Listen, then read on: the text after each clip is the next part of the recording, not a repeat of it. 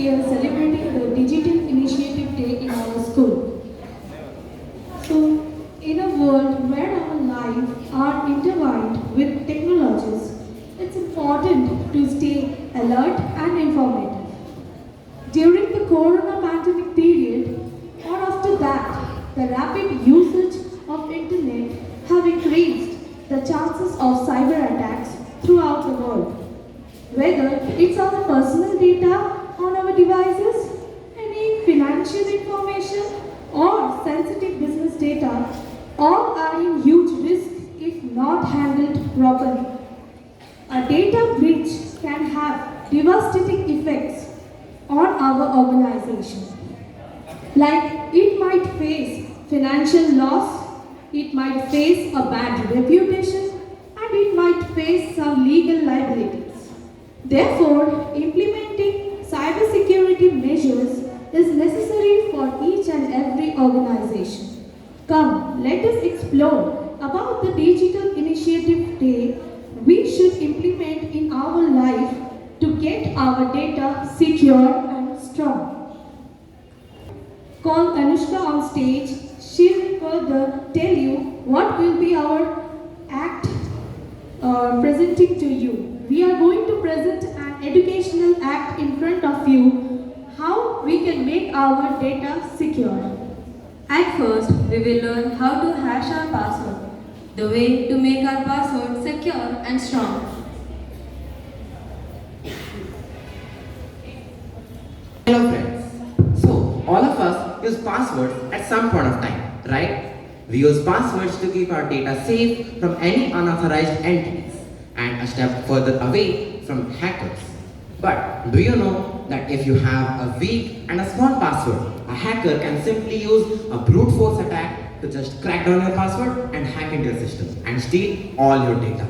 Sounds very dangerous, right? But don't worry. So today we'll teach you how to keep a strong password. But before that, do you even know how a password works? Do you? That's fine. We are anyways here for it. So here I call upon Bhargav to explain you how a password works. Okay, so friends, whenever you log on onto any system, server or a website, you enter your passwords. This password gets converted into this password gets stored in the database, but not exactly how you think it is. Not exactly how you entered it. But as a hash, too techie, right? No worries. Let us take a scenario to figure this out. Here this is the which we have taken, and now we have to convert this into a hashing algorithm. When we enter the password, the computer which is programmed converts it into a hash like this. Why does this get converted? Think about it for a second while I call upon the stage Abhinav. Also, the small password had a really big hash. Now, what if I tell you to write a strong and lengthy password?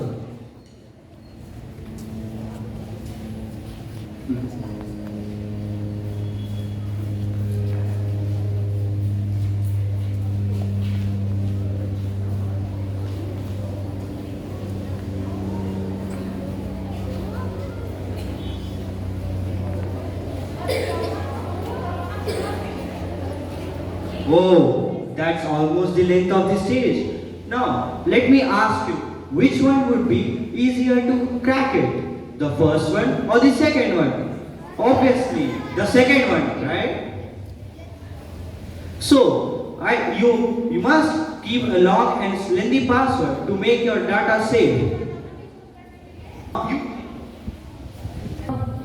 Oh, I think now you guys only have to figure it out how to make a strong password. Hey, no worries guys. I think he forgot about me. But I did. I miss Hacker.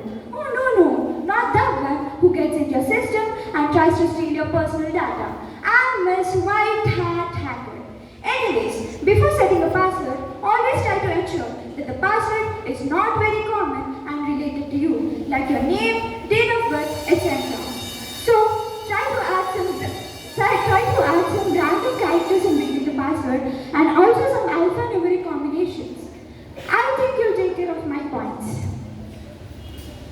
you, Sai Vaishnavi. So friends, whenever you make a password next time, keep these points in mind and make a strong password. I am not helping you out with this. See you soon. Good luck. Helpful, isn't it?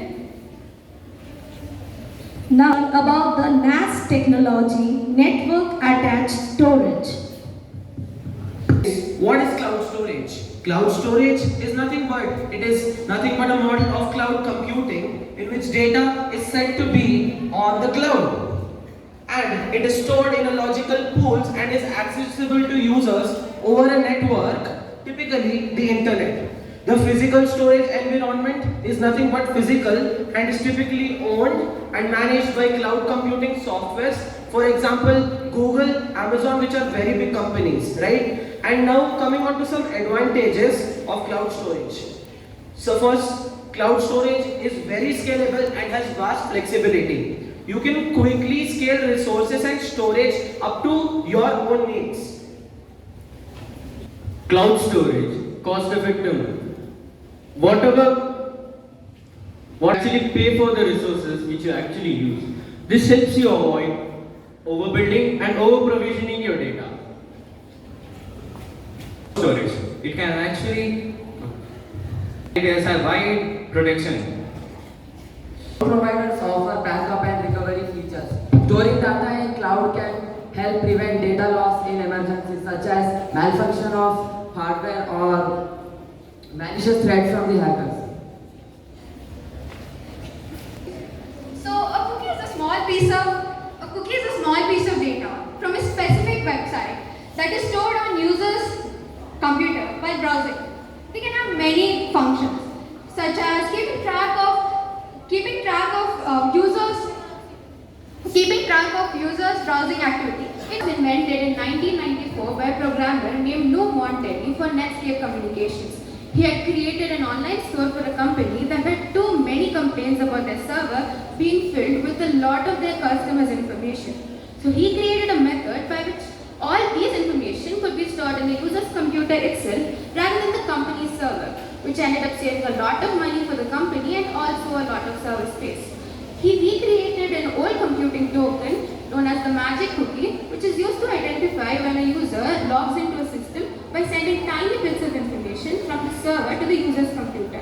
He recreated this concept to invent the modern day cookies, which are still in use to identify your computer, also with an additional function of tracking your activity, which can be extremely helpful for personalized ads, contents and recommendations, but also on another side can be considered a breach of privacy depending on how the company uses your information. So this is your reminder to go through the cookie policy of a company thoroughly and clicking the agree button.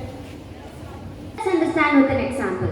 Let it be your first time visiting a website of an online store. The website puts a cookie on your hard drive which has a unique identification code. Then the site uses this ID to track on your session. The session being your overall visit in the website from start to end. The reason it does this is to keep a track on some things like what items you have in your shopping cart or what items you have searched for, so that it can suggest similar results. It comes whenever I'm surfing the internet every time. Know about some e-learning platforms provided by our government, which is equally useful to students as well as teachers. Good morning everyone. Everyone in their life has used internet for some time or another. May I ask you what you use the internet frequently for? May I ask what many people may say education, some say reels and scrolling reels shorts. That is not websites to use to make ourselves better. But here my friends are here to show you some websites that can be useful for you to make your grades better. Don't we all want that? I use Diksha portal. What's that? Diksha is a government program where kids kindergarten and to grade 12 can use this. Also known as VSK, is like a superpowered backpack for Indian education. It gathers information on millions of students and teachers and helps them get better like a superhero sidekick. It then sends this intel to teachers, parents, and everyone on the team so that they can work together and make learning a super fun adventure. Are you struggling to decipher the complex world of entrance exams? Fear not. India's portal, Sati, is a government initiative that helps students with entrance exams. Free video lectures from esteemed professors like those from IIT and AIIMS provide expert guidance. Practice tests mimic the National Testing Agency format, which ensures familiarity. Multilingual support in English, Hindi, and regional languages helps tackle the language barrier. Very helpful. Thank you for this intel. I'm gonna go run use these websites to get my marks better. I hope you do the same. Thank you everyone. We try to present something informative to you. Hope from now onwards we will be more digitally active. Thank you for your kind attention.